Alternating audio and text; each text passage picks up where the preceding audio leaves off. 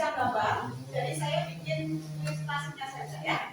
Jadi susunan sel volta ini terdiri dari 2 gelas kimia. Kemudian kita masukkan elektroda, 2 buah elektroda. Elektroda ini kita hubungkan dengan alat yang namanya voltmeter. Kemudian kita hubungkan dengan sumber arus listrik. Ya. Elektroda ini yang satu disebut elektroda anoda, yang satunya disebut katoda. Sekali. Ya. Elektron pada katoda ini terjadi reaksi oksidasi. Sementara pada katoda terjadi reaksi reduksi.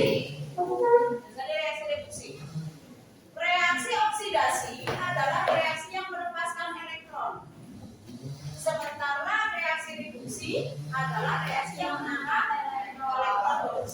Sehingga pada sel volta, jika ibu menempatkan ini adalah logam Cu, kemudian yang ini adalah logam Ag, atau dibalik, ya, ibu sini Zn, kemudian yang ini adalah Cu, maka Zn ini yang akan melepaskan elektronnya menuju ke elektroda katoda, yaitu Cu tembaga. Ya, jadi elektron-elektron pada Zn ini akan berjalan menuju ke elektroda katoda, di mana nanti elektronnya ini akan ditangkap oleh Cu.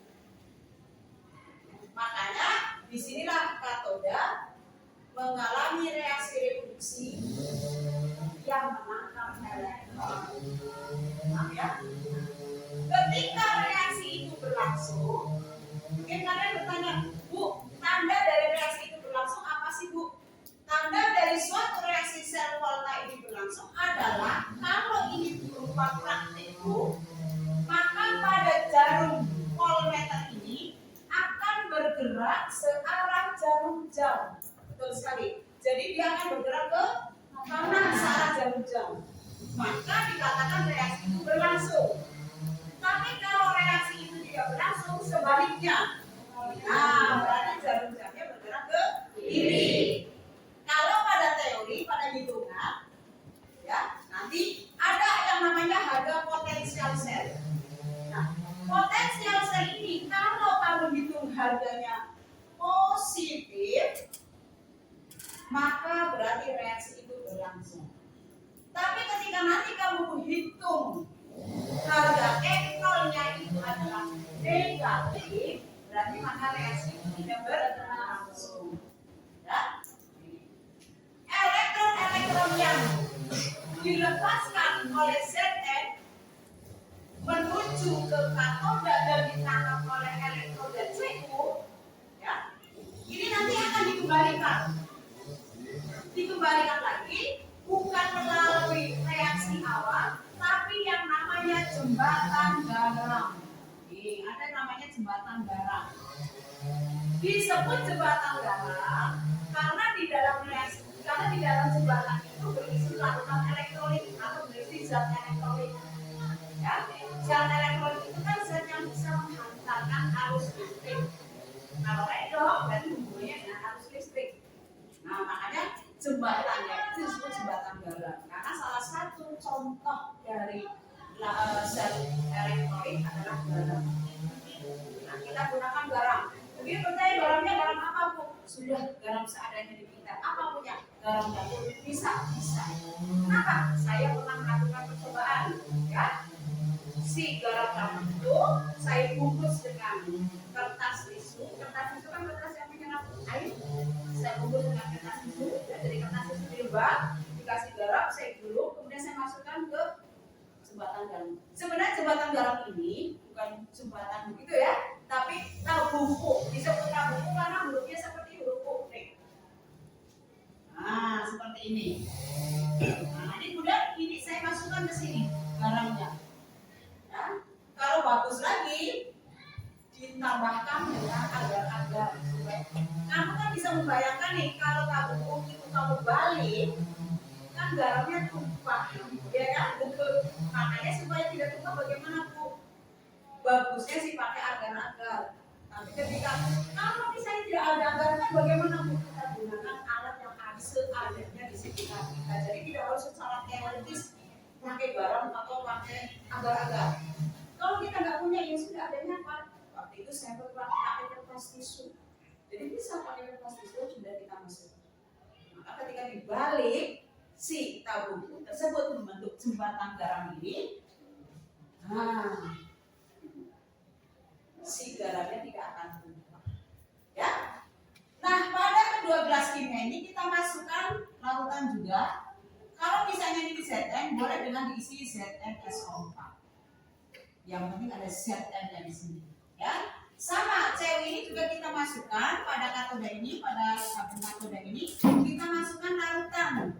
Sama misalnya CuSO4 bisa ini. Apakah harus SO4? Tidak. Ya, tidak. Hanya kebetulan CuSO4 ini adalah zat yang mudah sekali kita dapatkan. Makanya kita gunakan CuSO4. Jadi boleh saja apa saja yang penting. Nah, sama nih. Kalau ininya Zn, maka larutannya ZnSO4. Bisa saja misalnya Zn ini ZnNO3. Ya, atau ZnPO4 dan seterusnya. Yang penting zatnya atau logamnya itu sama dengan elektrodanya. Jelas ya, seperti itu. Nah, bagaimana Bu? Nah, pada anoda, ya, pada anoda ini adalah muatannya positif. Kenapa dia muatannya positif? Nah, karena dia melepaskan elektronnya. Nah, elektron kan muatannya negatif. Ketika si elektroda ini melepaskan elektronnya, maka elektron kan tadi bilang muatannya negatif. Si elektron negatif ini ketika dilepaskan maka CU-nya menjadi bermuatan positif. Sehingga pada katoda muatannya negatif.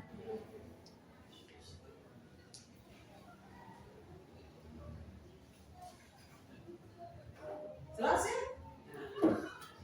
Jadi susunan atau cara berdasar kita adalah semacam ini.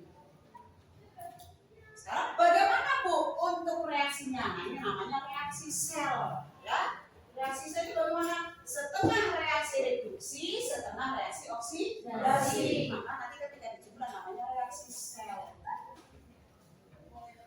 Bagaimana terjadinya reaksi di anoda Bu? Tadi reaksi anoda adalah reaksi oksidasi, berarti dia reaksi yang melepaskan elektron. Tadi Bu mencontohkan siapa? Oksidasi ke anodanya atau elektroda di anodanya. Zn ini akan membentuk Zn12 dengan melepaskan dua elektron. Bagaimana reaksi yang terjadi di katoda Bu? Reaksinya adalah CU. Ya, reaksi reduksi Bu yang mengenai reaksi adalah CU. CU karena reaksi reduksi dia akan menangkap dua elektron sesuai dengan muatan ini. Ya, jadi elektron yang ditangkap tidak harus dua, tergantung muatan dari zat tersebut atau muatan dari logam tersebut. Nah, kalau dia dua positif ya berarti dia menangkap atau melepaskan dua elektron sama aja ya. Maka dia membentuk CU. Nah, kedua setengah reaksi ini bisa dijumlahkan nanti namanya reaksi sel dengan syarat elektron yang ditangkap elektron yang ditangkap sama dengan elektron yang dilepaskan. Ya. Sekarang bagaimana kalau tidak sama Bu? Yang harus disamakan. Caranya bagaimana Bu? Sama seperti cara kita menyamakan reaksi redoks, betul sekali. Ya, jika misalkan elektron yang dilepaskan 3 Bu itu, 3 elektron. Sementara yang ditangkap itu 2 Bu. Kan nggak sama Bu. Nah, silakan disamakan dengan cara 3. Yang 3 dikali 2, yang 2 dikali 3. Hanya elektronnya saja ini dikalikan 3. Semua zat yang ada di situ dikalikan dengan atau dikalikan dengan. Paham ya? Nah, kita kalikan. Kalau ini kebetulan jumlah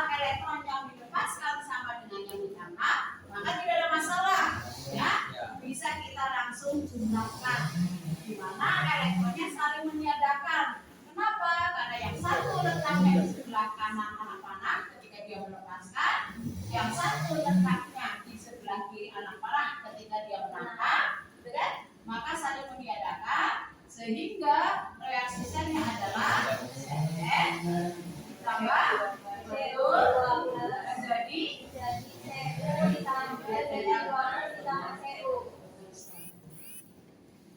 Ini namanya reaksi sel. Ya. Reaksi sel ini bisa ditulis secara sederhana, namanya notasi sel. Nih, dimana ke dua reaksi sel nih, reaksi sel ini. Ada, maka yang jadi notasi sel. Ya. Reaksi sel ini saya ulangi, reaksi sel ini bisa ditulis secara sederhana, namanya notasi sel. Tapi ada aturannya, ya. Antara reaksi oksidasi dan reaksi reduksi itu dibatasi dengan dua buah garis miring, dua garis, ya. Sebelah kiri garis itu untuk reaksi betul sekali. Ini untuk reaksi oksidasi. Sebelah kanan garing double garing itu untuk reaksi reduksi. Nah, sehingga kalau reaksi sel ini kita tuliskan dengan notasi sel, bagaimana? Tadi siapa yang mengalami reaksi oksidasi? Maka kita menulisnya sel N. Anak panah dengan garis satu. Hasilnya ditulis dengan Zn plus. Kemudian kita berpindah ke reaksi reduksi, dibatasi dengan dua buah garis string. Siapa yang mengalami reaksi reduksi? CU. Kita tuliskan apa sesuai ininya? CU dari CU. Namanya penulisan singkat reaksi sel, namanya notasi sel. Yang terakhir, kita menghitung harga potensial selnya. Nih, potensial sel atau dinotasikan dengan E0 sel. Ya, E0 sel ini dirumuskan dengan E0 ox. Atau katoda. E0 katoda berarti reaksinya reduksi dikurangi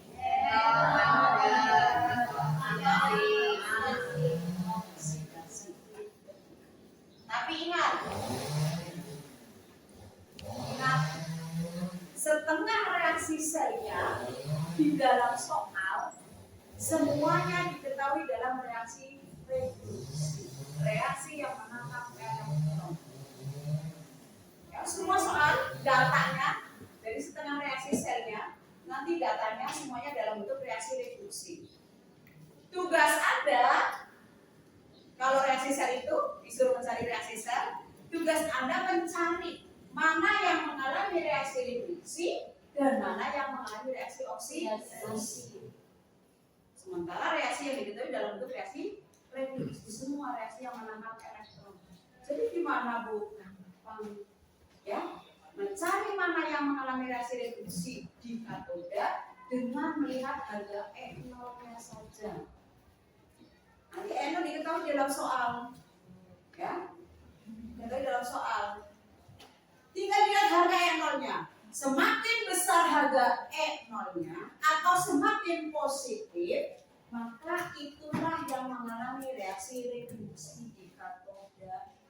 Jadi ketika diketahui, misalnya tadi Zn, E0-nya sekian, Cu, E0-nya sekian, ya. Kemudian kamu bingung, Bu, ini kan semuanya reaksinya reduksi, Bu, reaksi yang menangkap elektron. Jadi siapa dong, Bu, yang bertindak sebagai reaksi reduksi dan siapa yang bertindak sebagai reaksi oksidasi? Gampang tadi Bu bilang, tinggal dilihat harga E0-nya. Semakin besar atau semakin positif berarti dia reaksi reduksi. Ya sudah, kalau yang satunya reduksi pasti yang satunya lagi adalah oksidasi. Paham sampai sini? Jelas? Ada yang